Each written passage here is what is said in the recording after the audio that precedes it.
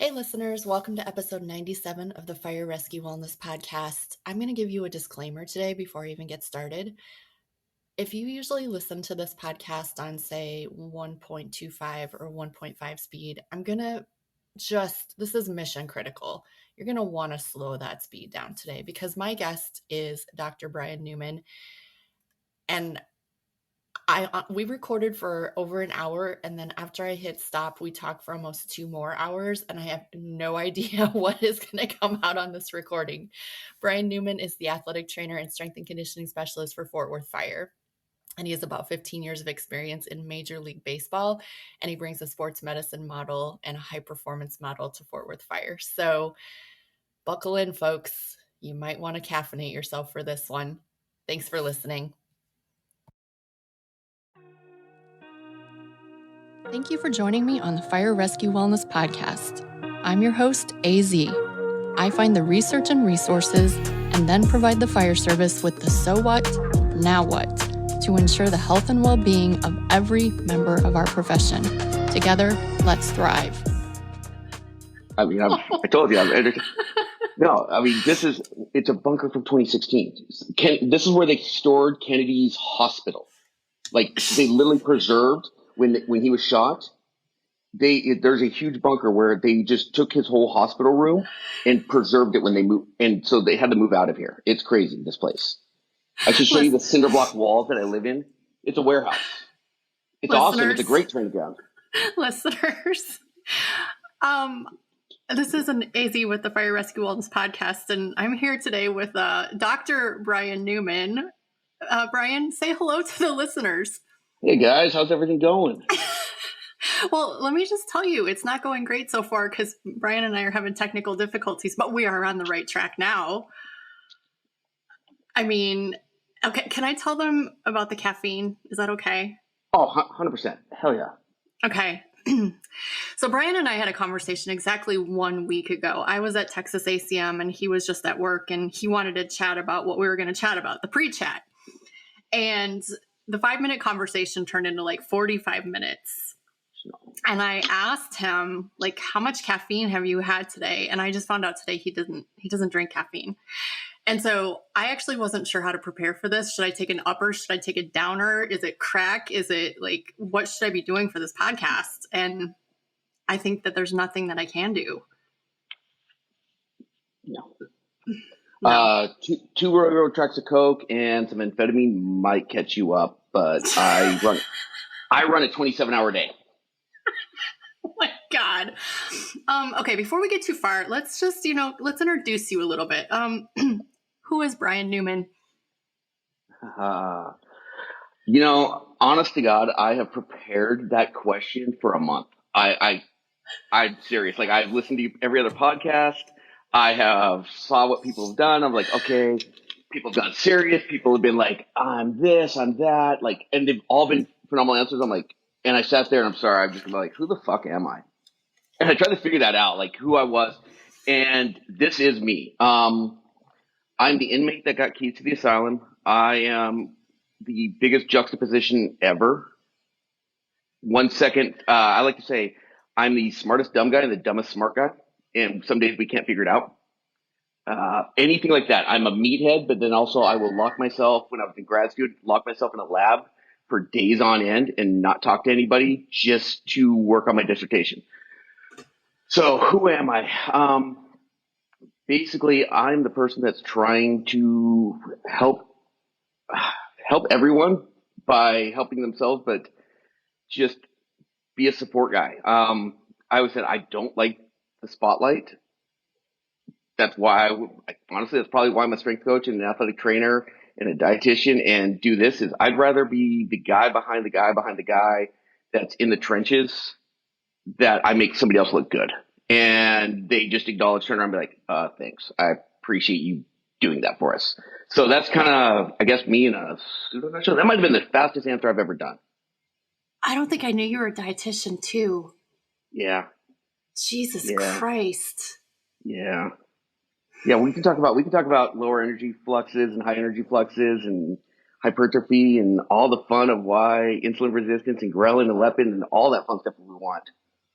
Oh, the nerd biochemist in me is screaming right now. But you know what you didn't tell within your who? You didn't Oh, yeah. tell them where you work, where you do Oh, your who. oh, my bad. So I guess we're working on building. It's a process. It's a 25-year process. So I work for Fort Worth Fire, in Fort Worth, Texas. There we go. Thanks, AZ. There, good job, good job. Good job, right? So I function as both as all the athletic trainer and the strength and conditioning coach and the nutrition here, with the recruits and my just under, I guess, 1,100 operational firefighters plus support staff. So it'll probably get to be close to 1,200. It is me, a solo team. Right now, we are slowly trying to build this as a true health wellness program, but how I call it is it's a tactical high performance model. So it should look more like professional sports and the United States, U.S. Olympic training facility, where eventually we will have multiple professionals all functioning and working to kind of build this out.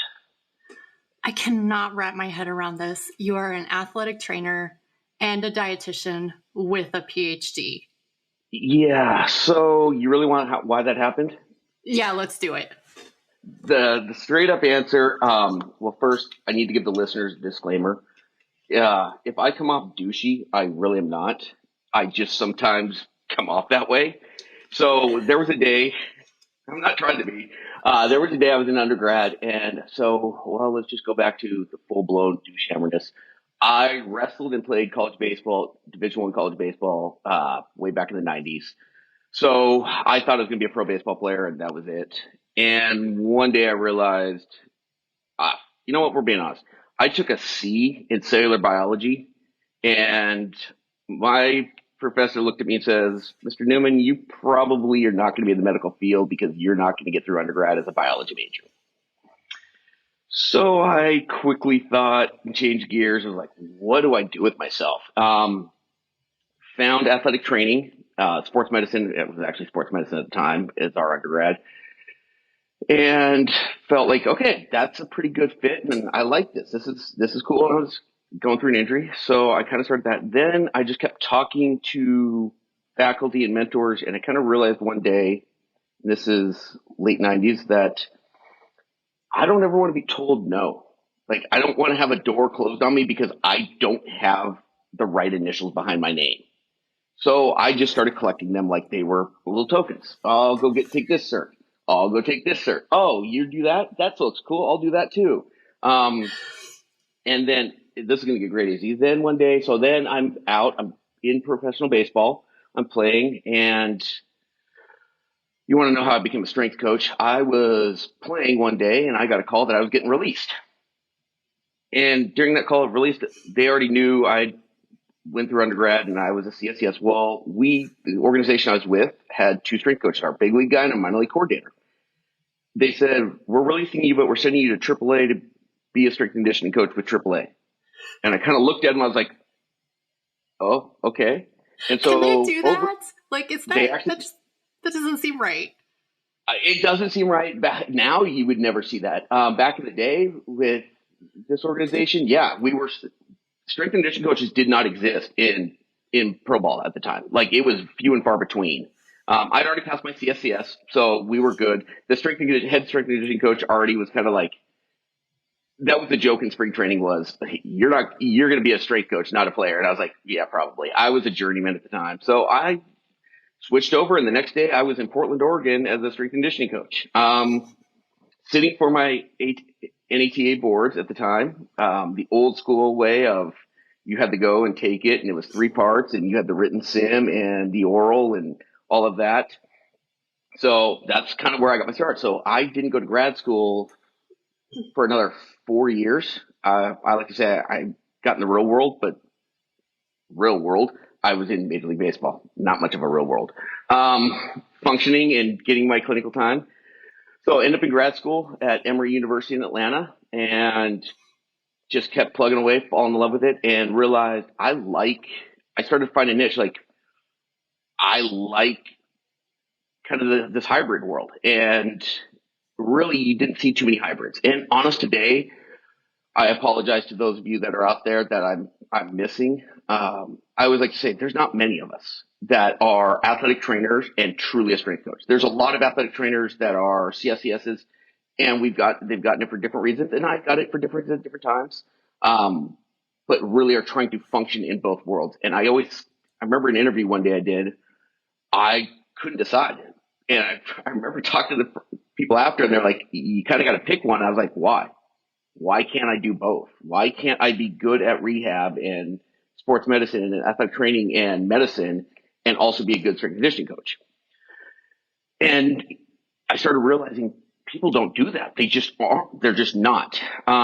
So then I was in grad school and kind of really enjoying this. And one day just kind of said, I was deciding between going to a DO program and being a doctor of osteopathic medicine or a PhD. Couldn't decide. So So I was you did both. So I went to the school. I actually went to University of Alabama, Health Science School of Rural Medicine as a doctoral assistant. Worked in athletics there, and got my PhD there in health science and nutritional epidemiology. So then I get another couple more certs, do some more time, and decide, I kind of got a trifecta going here. Why can't I just be a one-stop shop and we handle everything? And so I really started to push that and kind of go that way. Being a former athlete, like so many of us were athletes, so we understand that world. And that was it. And all of a sudden I kind of look around and I was like, all right, this is cool. And I did that for a little bit, finished up at Alabama, ended up being the coordinator of sports medicine at New Mexico State University. Yay. At the time, I didn't even know where Las Cruces, New Mexico was. That was fun. And then ended up getting the call back from another organization, Major League Baseball, that it was actually, when I say a call, this was my favorite. For those of you listening that have been in pro sports, you know how this works. It was a text on a Friday morning from the director of sports medicine said, hey, here you are willing to come back to pro ball. My response, yeah, what are we talking about? Do you want to fly down here? We'll fly you down here next week. How's that sound? And that was essentially my job interview at the time. I knew those guys. I'd been with a couple of them in two previous organizations. It was kind of one of those, hey, we're going to renew. So they flew me down. They flew me down on October 31st. It was Halloween. It was funny because the front office was there. October 31st, flew me in.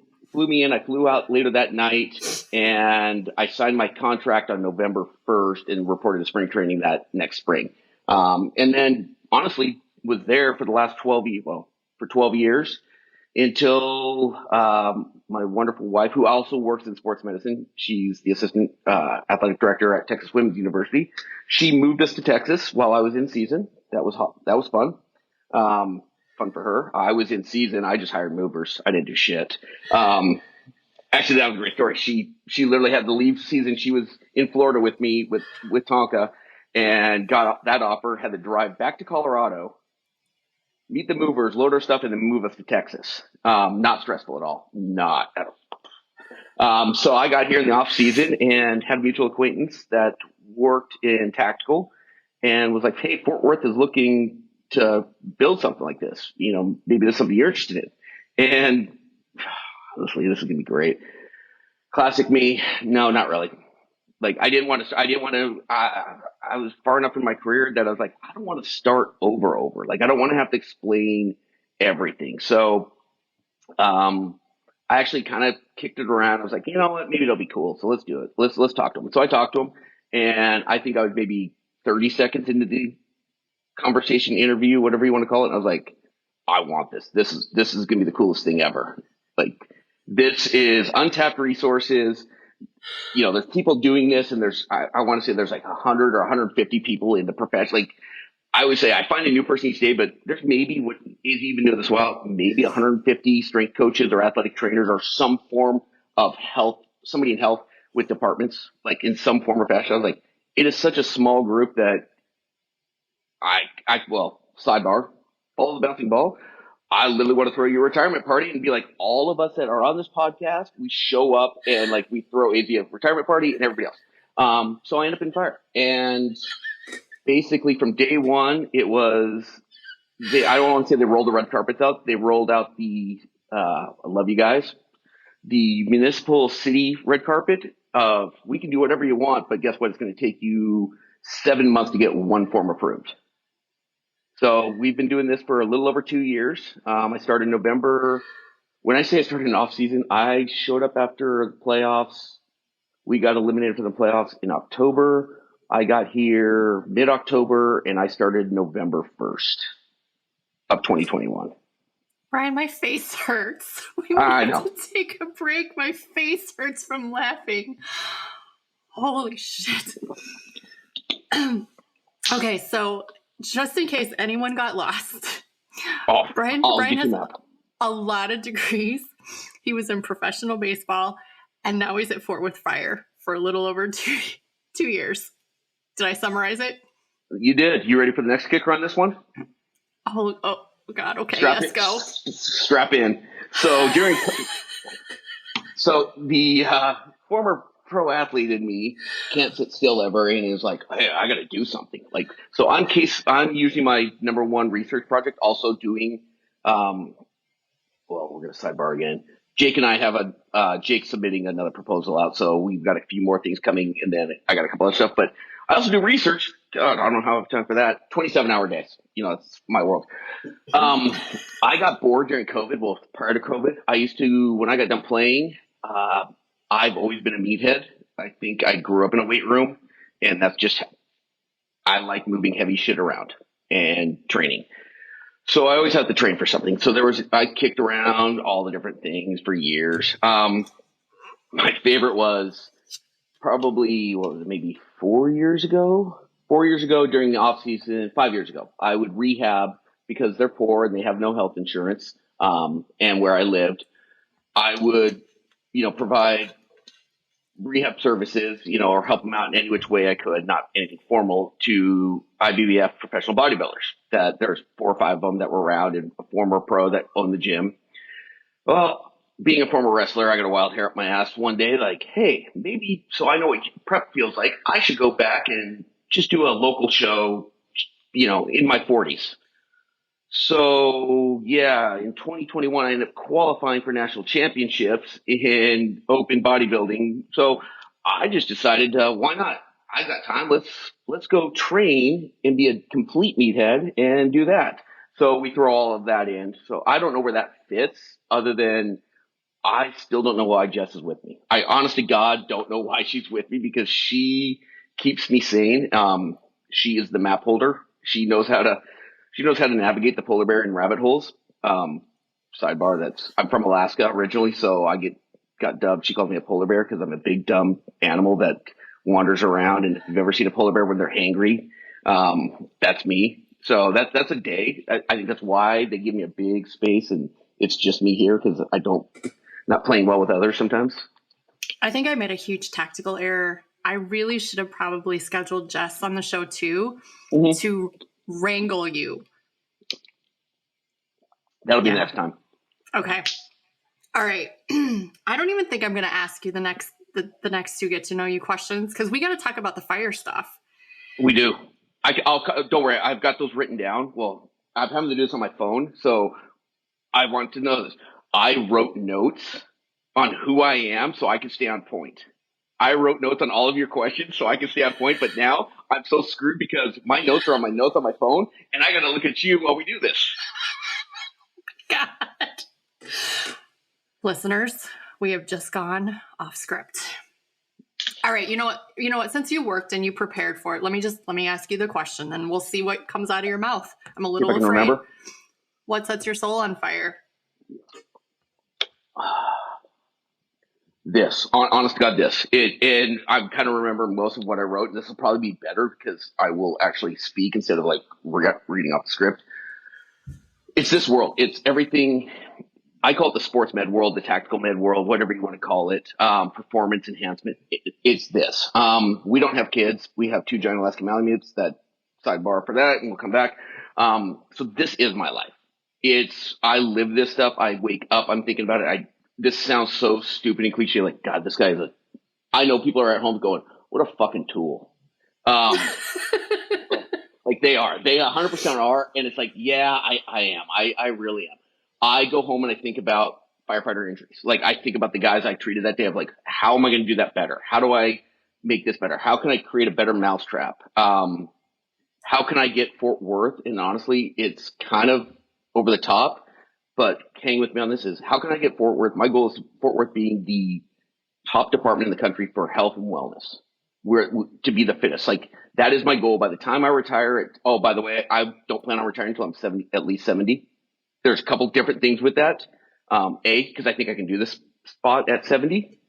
That's 25 years for those of you counting at home. I am kind of old, but it's how can we get there? And we're going to get there. And then we're going to make every other department better because it's an arms race. And Fairfax County and South Metro, who have been established more, have got this, but they do their things a little different. And we'll talk about this of departments of everybody's trying to. AZ, you live this world of it's copycat world. It is 100% of a copycat world, and who's your chief and where they come from and where they come from. So they take from here, and I go, but that's no different than pro sports. We're all stealing from each other, and it's not stealing. It's I call it is we're borrowing, but we're making things better, and you just keep building on it and building on it and building on it. And taking from, and you work with each other, like it's collaboration in a way, but you look at what they did and that worked well. Okay, we're going to twist it. But a lot of places just want to take it and be like, and we are getting into the fire stuff, amazing enough. They take it and go, hey, I'm just going to plug this in, plug and play right here. And I've heard you say this on previous episodes of, well, my department has this many people and this many stations and we're this and we're in this community. Exactly. You can't take what I build at Fort Worth or what people have built at Fairfax County or South Metro, and I'm going to throw them out, or Milwaukee or LA County. Doesn't work elsewhere other than specifically there. But parts of it can work. Well, the fire service is big on proof of concept. So no one wants to be the earliest adopter, which I can appreciate. Like when the new iPhone comes out, I'm not getting it until I know it's good. But the fire service really wants to see that proof of concept and be late adopters. Oh truly. Yeah, and I'm the opposite. I want to be, if I'm not the first one there, I better be right behind somebody, because it's one of those. I'm looking at it going, I want to be there, and it's not because I want my name up on the wall. Like I said earlier, I don't need the recognition. I don't need the fame. I do it because it's what gets me up in the morning, and I get to check a box and be like, hey, that was a sweet win. That was fun. What's next? What are we going to do? What are we going to do now? So I look at if I can get Fort Worth there and other people are taking it and they get better. Or if I say something like, and you said like, hey, if you say anything that you don't want said, just say stuff. I go, if I say something that's like, damn, Fort Worth isn't going to do that, but I can, another department, somebody hears it and does it. I can sit there and go, look, see that? Now, why can't, let's do that. Let's follow them. They took what I just thought of, or a hybrid in it, spun it their way, twisted it around, threw it on its head, and they're doing it their way. We can still do that. And it happens. Like we're doing it with recruit training right now. We switch something up, and I call them rare, medium rare, and well done. I have technically I have 4 recruit classes going right now. We just started a large one. So you know where I'm at. I have 118 recruits in this building today. 4 different classes, all overlapped. We have a little bit of we need to hire some people. So I call the class 95, 96, and 97. They're referred to as rare, medium rare, and well done. And that's fast track, the modified fast track, and the full class. But it's one of those we didn't have until 2 weeks ago. We didn't have medium rare. But we sat there and thought, like, well, they're credentialed. Why can't we expedite them a little bit more and get them this? Okay. Because we looked at a different department that did it, and it was great, and we spun it our way. So that's what gets me up in the morning, but also a little bit about fire, I guess. So is that how you're changing the world, having that impact on fire? That or just my sense of humor. The sense of humor is questionable. We're going to be honest. Yeah, it's dry. It's dry and real. It's real interesting. It's real dry. And listeners, Brian was talking when he said Jake, oh my God, words are so hard. Dr. Jacob Moda, who was on I don't know, a year ago. So I'll link it in the show notes. But those two eggheads collaborate on research. So you want to talk about the research first, or you want to talk about what you're doing at Fort Worth Fire? Let's talk about Fort Worth Fire because the research has been. I mean, we'll talk about that, but it's out there. We'll get more into that. Like I was on that show. I was on the public safety. I'm sure people are tired of me talking about sleep or something like that, and I've got other stuff. So let's talk about Fort Worth Fire or whatever else you want to talk about. Okay, let's talk about it. You've been there 2 years. Mm-hmm. What did it look like when you got there? Was there a previous professional, or was this brand freaking spanking new? Kind of a little bit of both. They had kind of got the concept off the ground for a couple of years, but really was it really was very makeshift and not really there. It was a 40-hour. They were 40 hours a week, mainly working with the recruits. Actually, pretty much working with recruits and just kind of trying to keep them healthy is essentially what it was. I believe initially designed. I have to thank the previous person and all the people that did that because honestly, I wouldn't have wanted to do that. I wouldn't have wanted to have to sit there and be like, this is what an athletic trainer is. This is a strength coach. This is what I can, this is what we can do. I wanted to come in with something of, and that's essentially almost the perfect opportunity. I wanted to come in where you at least knew kind of what you wanted, but you weren't sure, but you were open to like, hey, and it's just like you say, get a professional, find a professional and let's go that way. And that's at least where they were. They knew they needed a professional. They just didn't know what they could do. And I remember sitting at the table with the chiefs and I was like, do you want to do this? And I remember one of them looking at me and was like, we can do that. I'm like, yeah, we can do that. And I would be like, how about this? Is that an option? That's an option. And and that's just how I am. I was like, yeah. So I kind of took it, and the first thing I looked at, and just in my bluntness, I said, I want ops. And they kind of didn't even understand what I meant. I go, what are we doing for operational firefighters for injuries? And they're like, well, it goes just like anything else. I go, no.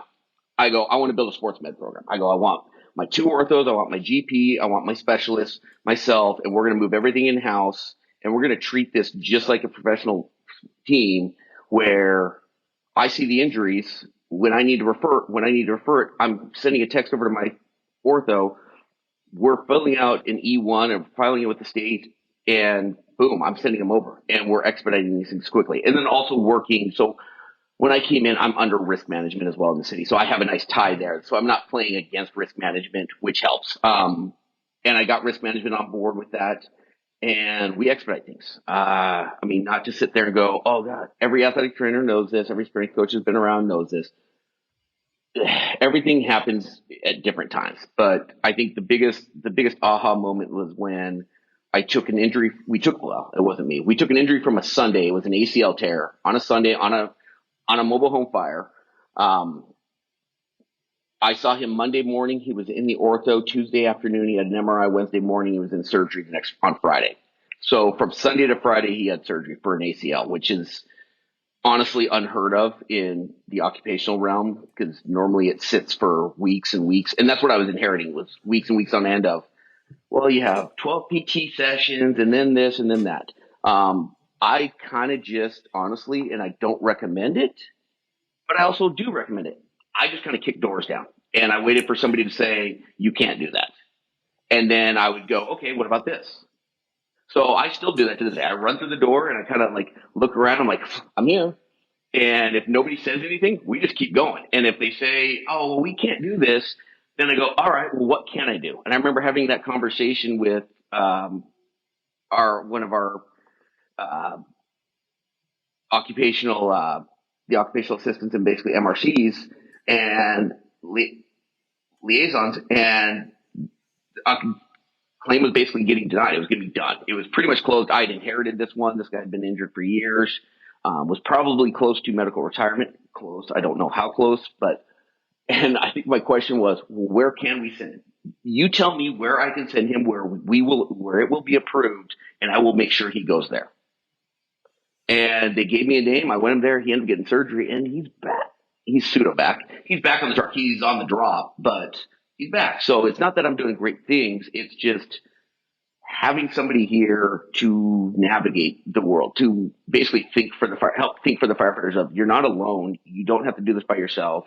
But also we're moving everything in. So now my day, this is probably kind of a next question. What does my day look like? Well, I have the recruits in the morning. I love that you're asking your own questions. I'm going to go on break. Okay. You got that? Yep. You got it. So I have, and I'm not better than anybody. I have the recruits. That was another thing that I had to take over. The recruits had no strength conditioning program. It was exactly what most of you think it was. Well, they did. It was pure fitness trainers within the department. There was one specifically assigned for the recruits. They would basically, screw it. They would CrossFit 5 days a week is what they did when I walked in. And yep, my eyes did that easy. I was like, excuse me? What? Sorry, CrossFitters. I'm just not a CrossFitter. I don't find a whole lot of need for snatch pulls for speed and the most reps possible, especially in untrained individuals. But that's a whole nother episode. So they were very open to me helping out. There was a class going on, so I spent the first 2 months. That class was graduating at the end of December, so I just kind of observed and made some notes, like what do I want to do, and then talked to the training chief and was like, hey, would you like me to kind of oversee this? And he was like, would you? And I was like, sure, let's do this. So in between classes, I put together a strength and conditioning program. We run, best part about this, we run a 34-week academy. So I get 34 weeks to train people.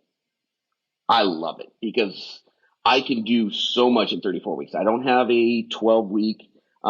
They kind of opened up doors for me and said, hey, what's your thoughts on us during training during fire? I go, yeah. Now, it's not as simple as this, but my answer was, do we train in operations and then go on calls? Nod my head, yes. Then we can train recruits and they can go do fire training that day. Nod your head, guys, yes. Mm-hmm. These are not the droids you're looking for. Yeah. Exactly. So so I started building that, and that was class 91. So in the morning, I handle the strength conditioning with them. That starts at 6 a.m. At 5 a.m., I do their rehab. So any of the recruits that are injured, they come in, they got pre-treatment, rehab, anything that we need. Then I take them into the weight room. I have 5 peer fitness instructors that are my day-to-day. So they help. I can run around. Basically, I get to build the programming. There's days where I'm the one coaching, but a lot of days I turn it over to them and give them, I give them a lot. They have a lot of buy-in. I'm biased to this. I think what I do at the peer fitness is a perfect hybrid of I teach them. So they've all been certified, but now I show them how to program. We talk about even weight room design. So that's another thing I'm doing right now is I'm overhauling all 50 with my apparatus, 50 stations, weight rooms, plus my weight room here. So we're up the budget, and yeah, I want the best weight room in the country. I want my weight room to rival what I had at Alabama, and it will. I'm putting $750,000 in just treadmills alone. What brand? Woodway? Of course. Mike, can I do my shout out to Mikey? My man, go ahead. So my boys, Mike Gardner and Buzz, and all my boys at Woodway, because I was with the Brewers way back, so I've been a Woodway guy. I have a Woodway in it's going in my condo. They built me a custom one. I'm sitting and building them out, so they have a higher incline and a little bit more push capability. So yeah, Woodways are going in my complex, and then actually I'm putting a different one into the stations, just for firefighter straight stupidity, because they won't take care of stuff and it sits in a truck room half the time. So I need it to be a little bit more of a tank. So I have another one that I'm custom building that will sit out there being closed. Yeah.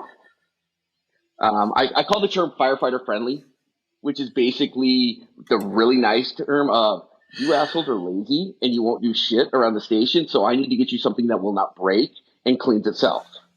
You've heard what happens when you put a firefighter in a room with 3 boulders, right? The boulders get, no. You come back later and they're not there, and they ate one, broke one, lost one. That sounds about right. Yep, that is it. Okay, back on your weight rooms. What are you going with? Rogue, Sorinex, what brands? Actually, it depends. I have a few things I like over the years. I have a few things I like me personally, I like to train on. I have to make it so if I'm building up my weight room, I have a great space here. I mean, I have this huge, we talked about earlier, I have this huge old military bunker complex in South Fort Worth that is just a monstrous warehouses. So I am not needing for a weight room space, which is nice. There's certain brands. So Sorinex, I do, yeah, I mean, I love Sorinex, but Sorinex on the rack, I'm probably going to go with my rack in the middle. So my weight room here will have a multi-rack. I'll have racks on the side, but then I'll have my lat pull downs, my hack squats, my belt squats. My big thing is unloading the spine. So Pit Shark will love me because I'm probably putting in 10 Pit Shark belt squats. Because I have to train the recruits in this complex, but also it's open to all operations. So I bring them down, and then it's my functional, we're jumping ahead, it's my functional rehab space. So I have a huge tactical rehab space in my office, and then I have my weight room and then my cardio room. So I take you, when we're doing something, I'm taking you from post-op injury, rehab, to this hybrided, your rehab, and you've seen this, your rehab, but now you're really training. And so it looks a little of both. So now we go into the weight room and we're doing this with belt squats or sled pulls or pushing up the hill. Very big into mobility and stability. So it'll be a hybrid of a lot of things. I won't have just one brand in there. I don't think. I haven't firmly decided who's going to get it. I'm still kind of talking to.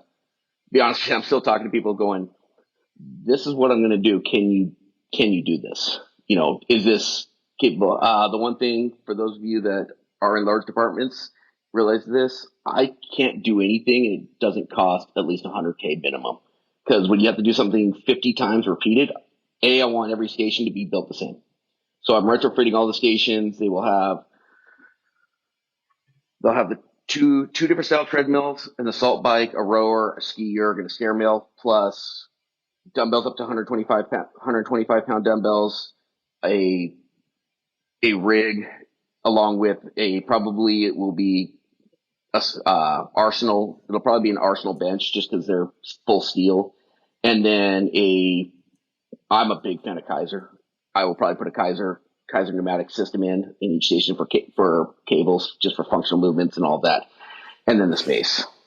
So there are workers' comp insurers, specifically in the Illinois area, that are trying to talk their fire departments into taking all dumbbells out that weigh more than 35 pounds, which you and I know is freaking ridiculous. But with your fancy degrees and experience, I want you to say in simple terms why that is an asinine plan. It's that might be one of the dumbest things I've actually heard in a while. It's not. I'd probably go off if there wasn't a component where I've had these conversations with risk management here of them going, we pay for the work comp injuries for working out, but I don't want them if they're training for something and they would always say something dumb like, I go, it's not. I go, yeah, you're splitting hairs. I go, it's real hard for me to tell if they were working out at the station or they're working out at Gold's Gym. I go, and anyways, they're just gonna walk in and say they stepped off the truck wrong. I'm like, every deadlifting injury known to man, I go, I stepped off the truck wrong or I lifted the patient wrong. I mean, it is. So just get over it. For the state of Illinois, I don't live in Illinois, so I'm gonna fire at it. 125s might be a little extreme. Yeah, I'm a little extreme. But if we limit it to 35s, we are not actually going to get stronger. We might get bigger. We might get more hypertrophy because I can teach you how to train and look better, but the actual cross section, we're not going to lay down any more myofibrils. So you're not going to be any stronger, which if you're not stronger, you don't have the ability to support the range of motion that you move in, let alone I'm going down the hill, let alone the fat ass patient that you have to pick up 3 times a day, or God forbid, grandma again at 1:30 in the morning because the nursing home doesn't want it on their report that she fell on their time. So let's call EMS and have them come in and lift her back into bed and wake you guys up. And now you've got to come back for the 4th time. And grandma's fallen between the nightstand, the bed, and the tub somehow. And I don't know why her room has all 3 of those next to each other, but I guarantee you there's a nursing home that does. And my beast of a firefighter sitting on the back just looks and goes, I got her, picks her up, and there goes his back. And we're going to blame it on grandma, but honestly, it was the fact that, shit, all I could have him do is single leg RDLs with 35s. The next part of that is, you don't think firefighters aren't just going to go to the gym off work and train with whatever they want? Like, so we can take all the dumbbells out. You can take all the equipment out. We'll find a way around it. I told you, I'm the inmate that got keys to the asylum. That explanation is so much better than mine. You know what I said? I said, I'm 53 years old and I can curl 35 pounders for reps. So you think that Henry over here is going to get a training effect out of doing deadlifts with 35s? I mean, I've got to fire. This is a whole different. I don't want to get off. I'm just saying this. He's 6'5", 360 pounds. He is a mountain. He at one point he won firefighter Olympics for bench press and squat for multiple years in the super heavyweight. Like, yeah, let me just hand him some 35 pounds. Here you go, buddy. You'll do great. He'll put those in his pocket and walk off. That might be one of the dumbest. That does sound like that's up there. And I sort of understand it. Everyone is trying to do the best they can at their job, and their job is to not play out claims. So they think, all right, we're not going to get any more claims from working out if we only have 35-pound dumbbells. But then you're going to get a claim from lifting grandma. Yep. Or just stepping off the truck. Like, because that's my thing is I don't want to split hairs, and that's what I tell my guys. I would rather know I need to know how you actually got injured. It's not my job to clean up. It's not my job to tattle on you. It's not my job to decide if it's a work comp claim or a personal injury. It's my job to fix it. And so I would rather know the mechanism and what actually happened than on every E1 that's done. Oh, I stepped off the engine wrong. Great. You know how many guys actually step off the engine wrong? Not many. It happens, but not many. Can we just talk about that, though? There is a residential building code for how high the steps can be on your house. Like, if they're too high or too far apart, you're fudged. Do you think Pierce is listening? Pierce Engine is listening? God damn it. Pierce delivered us a truck with a bottom step of 23 inches. That was the bottom step. Hold on. You see me? You see this? I see you. God, I wish we had video. I'm getting on a Pierce right now. Oh. Yep. That's a Pierce. Do not fall off that chair. But anyway, I love Pierces, but yes, their steps. I don't know what. I love them. We use them. We went to them. They are sexy. They're great, except for those steps are so high and they're aerodynamic and tucked in for gas mileage that you can't find it. You got to be. You actually have to be an Olympic athlete to climb up and down with a bottle on. Well, and the good news is our maintenance, one of the guys that works in maintenance is also like our health and safety fitness, whatever person. And he looked at it and he's like, no. We have to add another step. So now we're at 16 and 23. Yeah, the Pierces are brutal. Especially the back doors, our first generation ones, they're tough. And there's no in the front. There's no grab handle. I have a little bit of I have a midget lieutenant. He's not, but he's a midget. He's a little guy. Define how short is short. I need to know. He's probably 5'5", 5'6". Oh, wow, that's short. He's a little guy. He's a cute little pocket-sized firefighter. Yeah, so he's awesome, but I joke, I'm like, I'm going to need to get you a booster step because there's nothing for him. He can't actually reach across the seat to pull himself up. So now I just imagine, sorry for you listeners at home, just imagine the littlest guy trying to get on a high bed and just going, that's him getting on the engine each time. He hops down and I'm waiting for him to blow out his knee hopping down because yeah, the step is tucked underneath, and he's got to go find it, search for it, and there's nothing. So he actually grabs the backs or the far side of the seat to pull himself up. Okay, one more thing about short people. My girl Shannon, God, she is strong as shit, but she is little girl. She's like 5'5". And when she drives, she has a booster seat. Oh. It's so cute, little booster seat on her chair. I mean, Jess is 5'2". She's not real tall, but at least like there's not a booster seat. Like I can't get in if she's driving, I can't get in. I'm like, oh god, you were driving, but yeah, at least there's not a booster seat. That's. Whew. Shout out to Shannon. Love you lots, girl. Okay, I don't know where we are right now, but you were telling me about outfitting your gym. So let's like tuck that all. Let's put that together. Finish that story. So yeah, we're building that down there. So I'm working on that. So anybody that wants to, get with me, feel free, reach out. My contact will probably be at the back of this. I love to spend money. I have very high taste. I'm a bitch. Like I am like, I like pretty things and I want them indestructible. So I'll just walk up to chiefs and be like, hey, we need this. And this is why I want this. And somehow they actually listen. Yeah, but why? Why do they listen to you? That's what I want to know. I think you want to go back to one of your old questions? Yes, no. We're going to talk about DK versus imposter syndrome there for a second. But no, honestly, I think they're so open-minded and looking for it. I have a wonderful fire chief, and this department, somebody asked me kind of the other day, like, could I replicate this elsewhere? And I was like, no, I can't, because it works for Fort Worth. This works for me at Fort Worth. There's other great athletic trainers, a ton of great trainers. I mean, you've had someone. I mean, I'm going to see, honestly, I'm going to call him Jake, and his name's not Jake because the last episode, Fairfax County. Oh yeah, John Jake Patton. John, and then our boy up in Colorado.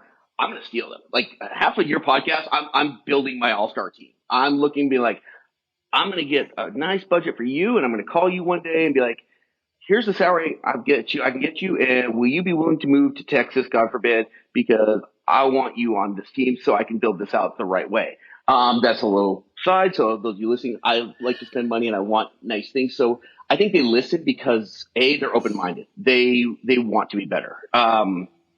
We've done some stuff. I guess we're going down to the next question. Shit. All right. I have a great chief. I have a great battalion chief and deputy chief that I work with. That honestly, they have the balls to do things that I don't think some departments do. And that's SOPs that don't necessarily require physical fitness or health, but emphasize it and put it in perspective of you can't sit around and be lazy anymore. And how I put it, yes, I'm on the outside. Yes, I am not a firefighter. Nope, never spent a day. Well, I got to play, but I'm not a career firefighter. Let's put it that way. I know what the heat feels like. I've been in bunker gear, so I can at least say this and that. But the days of getting stationed I use the term my body, my choice, so I'm just going to be a fat, lazy slob, they're gone. It's going to change. And if it hasn't changed in your department, it will. And if you're retiring in the next 5 years, you might get lucky and it's not there. And I'm going to be a little curt and blunt to the point. But if you're just getting on, it's going to be expected that you work out. It's going to be expected that you take care of your body because the cost, I mean, we sit here and kick it around. And I have the numbers from 2023 for here. I can't share them because it's Fort Worth directly.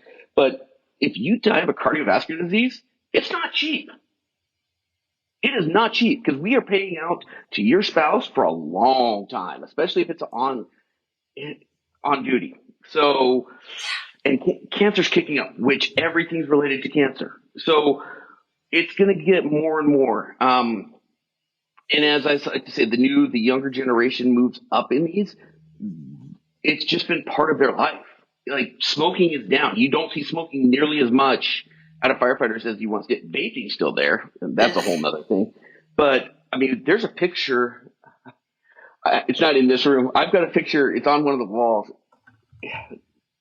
It's during overhaul, and two of our firefighters actually got cigarettes. They're just gumming the cigarette without any SCBA on. You're like, that was probably 20 years ago. And you're like, that was only 20 years ago.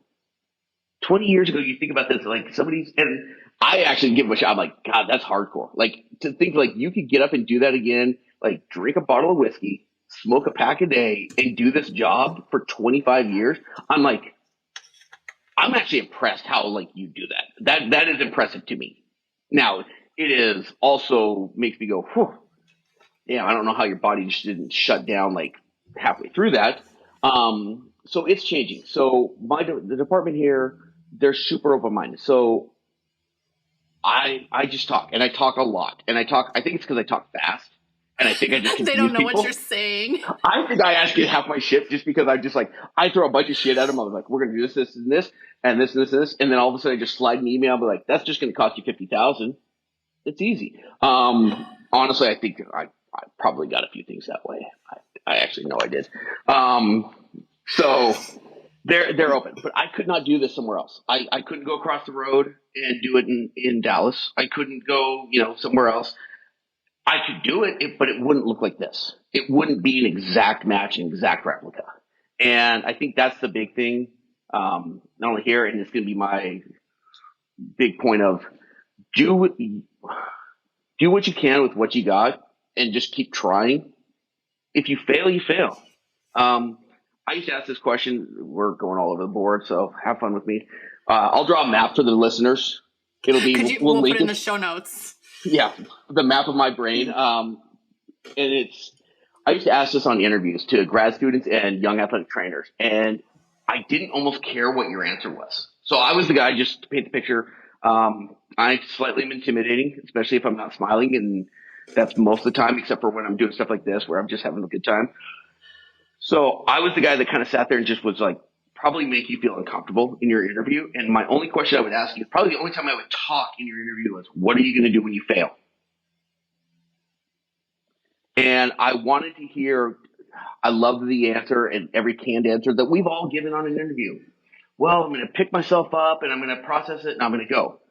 Yeah, bullshit. Because we've all failed. Nobody does that when they fail. When you get punched in the mouth, you don't just be like, oh, hold on, I'm good. Let me go get. No, you cry for 2 days. You get pissed off. You go hide. You feel like crap. Like, I want to know, are you going to come out swinging and fighting, or are you going to cower down, or are you going to analyze the situation and figure out what? So kind of the same thing of, it doesn't matter if you're getting into this profession. This goes for if you're working with tactical. This goes for if you're working in college athletics, this professional sports. I don't care. You're going to fail. I probably failed yesterday. I'm pretty sure I did. Something. I know I did. I'll figure it out again. I'll remember. ADD is a great thing because you just kind of forget things and you come back. Figure it out and do it a bit. Fail. And then I say, fail a different way the next time. Just fail a different way. Just don't do the same thing again. And eventually you'll get it figured out. You're not going to be perfect. You're not going to bat 1,000 on all these. And sure as shit, fire doesn't get it perfect because I've watched half the time it's common sense and we go. And that's, if you work in a department, find the common sense, find what works, pick something up, be like, that's going to be and I call it for us. I sit there with Chief Kearley here and I go, what do we want to do for the next year? I kind of I have a 25, 30-year plan, and I have a 10-year plan of this is where I kind of want us to be. My next 5-year plan is hopefully I have staff underneath me. It's within my next 5 years. I know that's not going to happen this next year. I know that's not going to happen in probably 2025. It's just not, to get a line item budgeted position is not going to happen. But for me to put in 60 brand new treadmills in 2 years, honestly, that's now. I started with, that was my 5-year, and I was able to move that up to maybe 2 years. And okay, take the next step. And so I go, what do we want to look at? Whether it's purchases, research, where do we want to go? So what intrigues us? And then I call it my day-to-day stuff. That's just putting the firefighters back together, getting them back on the truck, keeping them healthy. All the little stuff that all of us do. It's the same thing. And that's why I don't necessarily feel like I need to go into details of what's my programming and what do I do here or what exercise do I do. I love it when I look at CVs and resumes because I'm like, I know what an athletic trainer as a strength coach does. You don't have to tell me. I don't need all the pretty. We all do it. And there's no way to measure which one of us is better. Last time I checked, there's no competition on who's the best strength coach in the country. There's a vote on strength coach of the year, but that's not who the best strength coach is, and who cares? So do you, and let's go. So I don't need to talk about, like, oh, we're going to do this exercise. We'll talk about, low energy flux versus higher energy flux diets. We can talk about neurodynamics. We can talk about NKT. All the different things I'll do and use, but not like, what's my favorite this? So I look at the day to day of just, we get him back. If I can get a guy back or keep a guy on shift and he's healthy or he feels better, and that's how I built this program. It was 100% word of mouth. I didn't force it. I kind of forced it down people's throats, but not really. I didn't really force it down people's throats. I still do this. When I get off the call, I'll eventually go there, and I don't care. We can talk about this. We can talk for 5 hours. I go to stations, and I do a lot of my treatments out of stations. Why? Because I need to make it firefighter friendly. And that is, I'll go to you. You're not going anywhere for 24 hours. You're stuck there. So if I come to you, you'll at least do it. Then once I get it, I'm your local best crack dealer. I hook you with the good stuff, and then I get you to come to me for your rehab, and you come down here. This morning alone, I think I saw just over 25 guys. By yourself. Yeah. Now, it looks like a Division I college athletic trainer. I'm working with one. I've got 3 guys doing shoulder exercises over here. I've got a guy working on his low back over here, doing some mobility prep work over here. And then, okay, I'm going to put hands on you and do this and that. So it's not like, oh, I did all this. 2 guys I know came in. I said, how you feeling today? They did their exercises because they're maintenance. I was like, all right, boys, I'll see you on Monday. And they rolled out. So it's not like this amazing, you don't have to be great and wonderful, like, oh, I'm doing so much, but just be, cognizant of it. Okay. What's your next question? No, you're doing such a good job asking the questions. I think you should continue, but I did want to offer something. You know what I think you need in your program? I think you need a washed up, retired CSCS firefighter. Yeah. But you want to come out and hang out? I might fuck around and find out and get a PhD though first. I got to call a doctor. They're fun. I highly recommend getting a PhD and spending $200,000, even with a doctoral assistantship, and you sit there and go, okay, that was cool. Whereas you've seen my credentials, I love them. I don't list them all off. And when anybody brings something up on them, I'm like, we all know this one. I'm like, yeah, bullshit, more shit, pause, higher and deeper. And that is exactly what I got. Now, would I trade it for the world? No, absolutely. 100%. Absolutely not. Loved what I did. Loved doing it. It was probably, studying meatheads was probably one of my favorite times of my life. Studying meatheads and anabolic steroids was great. And that was essentially nuts and bolts of my PhD. I looked at muscle dysmorphia and anabolic steroid use, and throughout essentially meatheads. But it could have been anybody. And then we looked at body hair depilation and all the different comorbidities of that. That's a whole, for the dietitians, the nutritionists, and the psychs, we can talk. Everybody else is going, what is he talking about? And I'm like, yeah, what am I talking about? All right, we got to get you back on. We got to get you back on the tracks. You were off the tracks. We got to get you on the tracks. Yeah. Okay, so what do you want to talk about next? More fire stuff? I'm absolutely down for that. You got the next why don't you tell me a little more about your fire stuff, and then I think we're probably going to have to schedule a part 2 because I'm sure you have a lot more shit to talk about. Oh yeah. So kind of keep going with Fort Worth a little bit. So we built it up here. And it's day by day, and honestly, God, it's week by week. Some weeks I feel like I take 40 steps forward, and then the next week I feel like everything comes crashing down, and it's like, we can't do this, or this is happening. Trying to, firefighters, it's hurting cats. It really is. And that term gets overused, but I can't come up with another one. No, there is no better term. I'm like, we have to go to drill at 10 o'clock, and it's like waiting for the 67 triplets sets to get into the rig on time. I'm like, and one comes and then one leaves. I'm like, Jesus.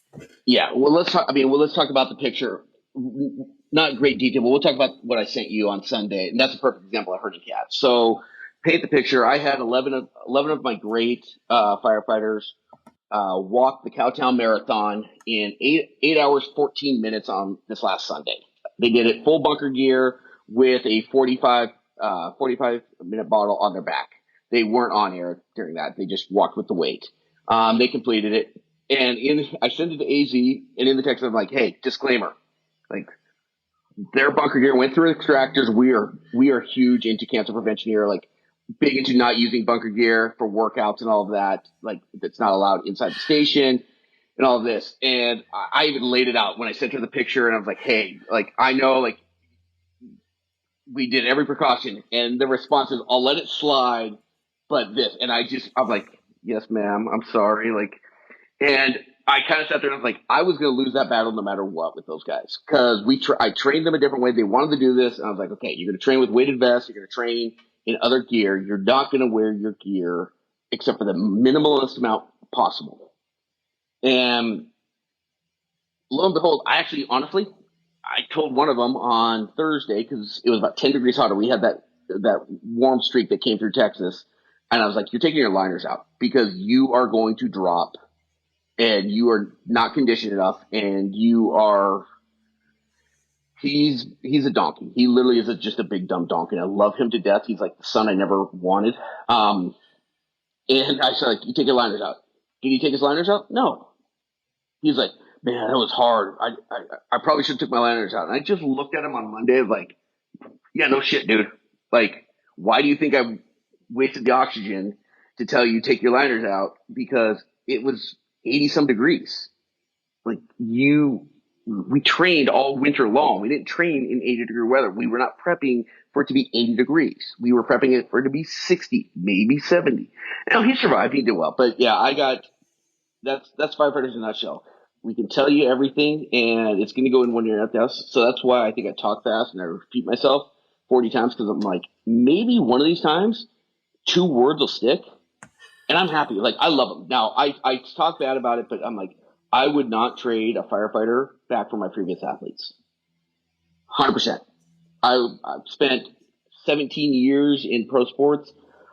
And people, they look at me here sometimes like, you left that for us? I'm like, yeah, you guys are 100 times better. You're way more appreciative.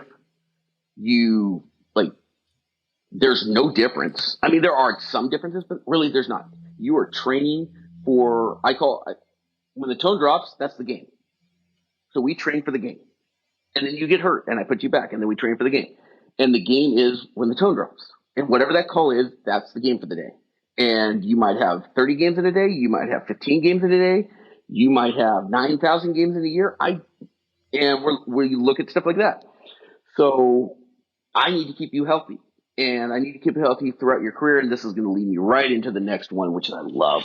And then into retirement. So I wouldn't trade them for anything. The only difference between the firefighter and the true pro athlete, like in Major League Baseball, is one less comma in their salary, and that's pretty much it. But everything else, unions, that love of entitlement that I love so much of when I say, well, am I getting overtime for this?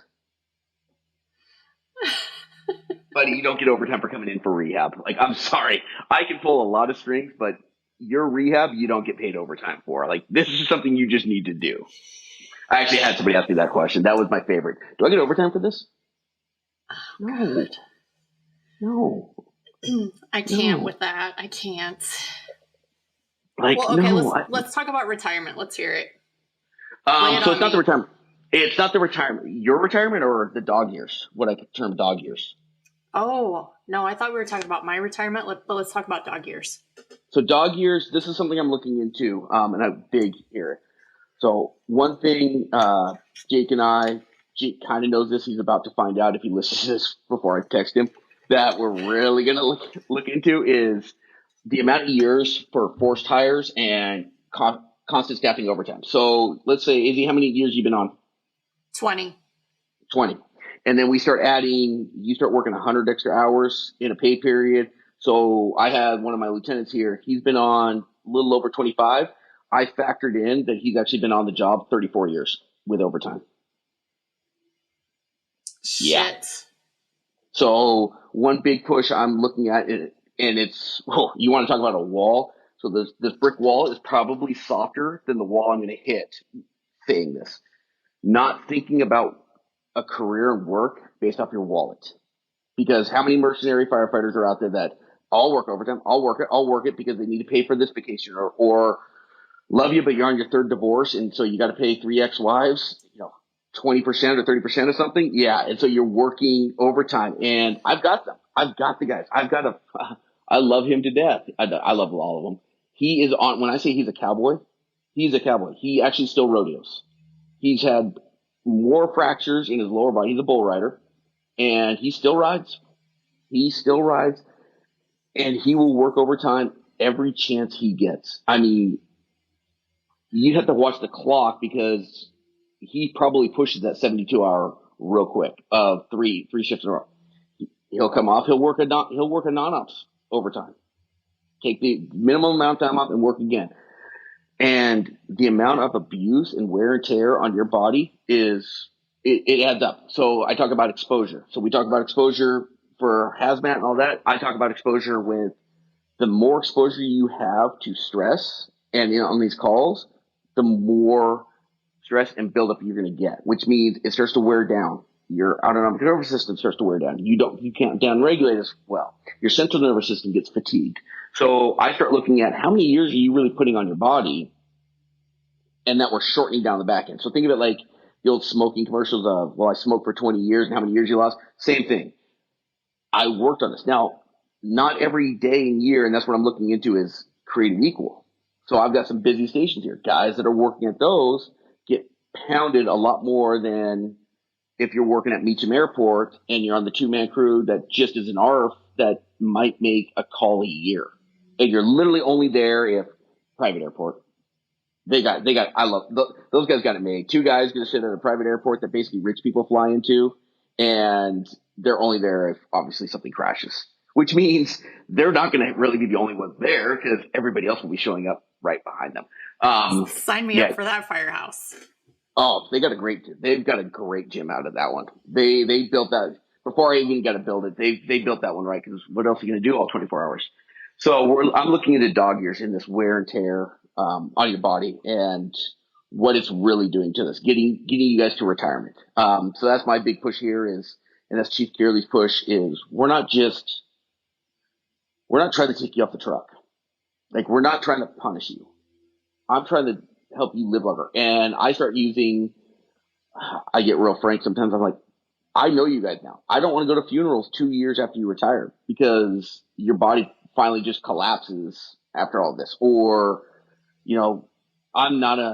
when I say I'm not a mental health guy, I'm 100% mental health guy. The nice part is I don't have to handle and be the main person handling mental health anymore.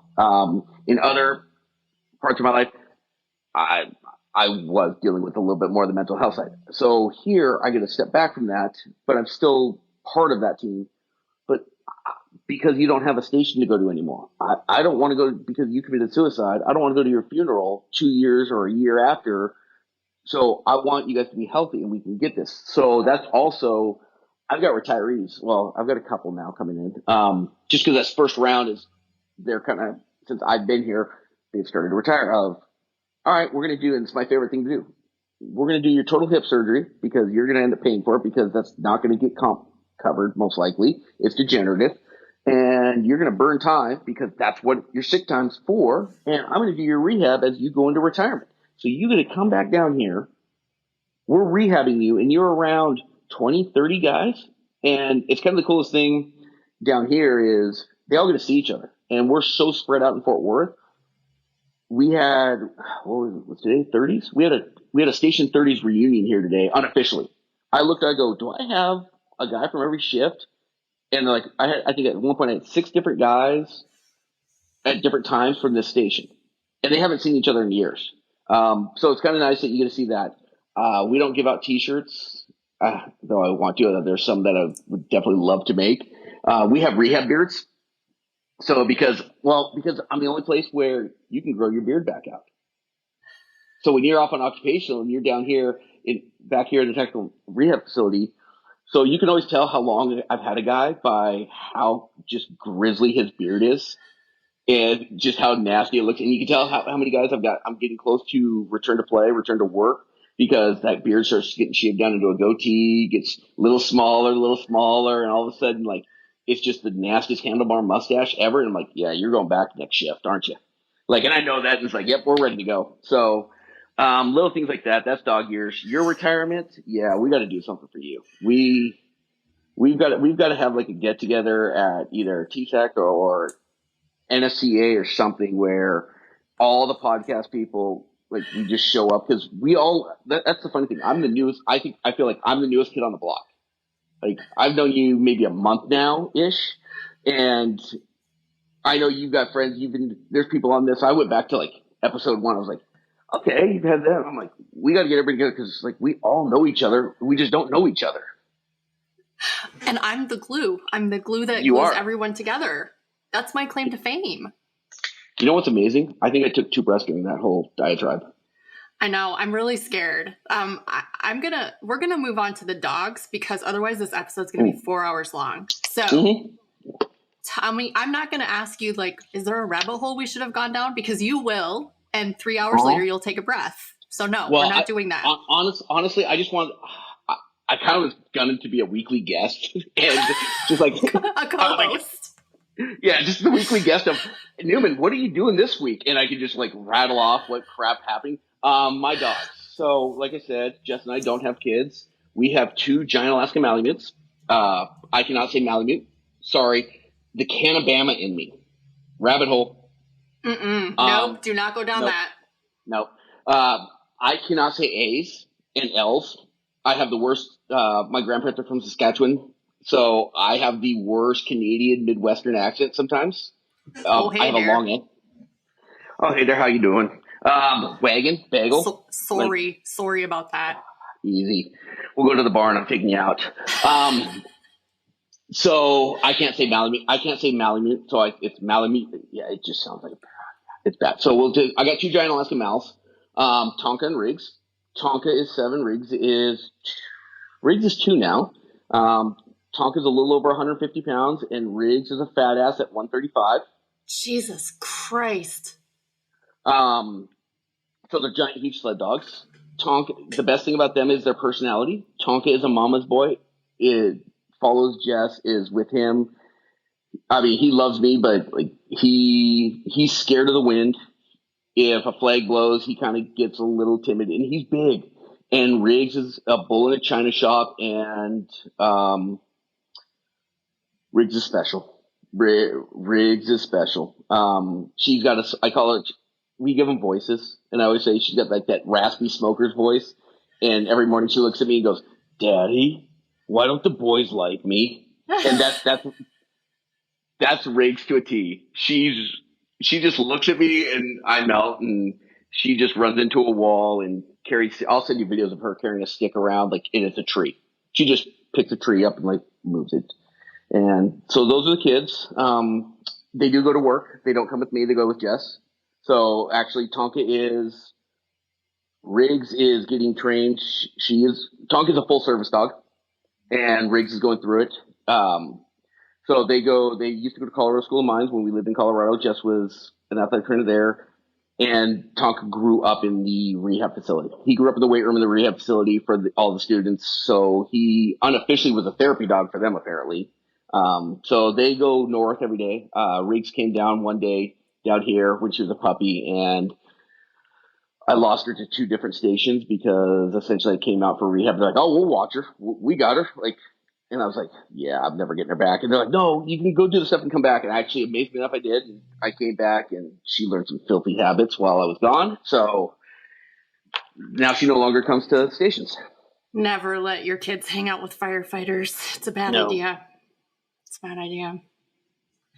All right, well, we're gonna drop the mic on this one because otherwise, again, it'll be another 4 hours and I'll need some more caffeine and it'll be a whole thing. But am I going to see you at National? NSCA? Yeah. I haven't decided. NSCA or TSEC, I haven't, because TSEC's in Baltimore, and Baltimore sucks. No, Oh, no, it's TSEC, Norfolk. Norfolk. Yeah, both of them suck. Norfolk's a hole. Sorry, people from Norfolk. Oh, I like that venue. I like that venue. I'm not an Eastern Seaboard guy. I'll probably honestly go to one because I have to. I'm presenting at SWAT. I present at SWATA or SWATA. Yeah, SWATA this year in July. I have to be at NATA for committee stuff and leadership stuff, just because I sit on a couple of those. So those are two always. And then I'll probably pick either NSCA or TSEC. I just haven't decided which one. It kind of depends on which one Jake says, hey, let's go here. And I go, okay, let's go there.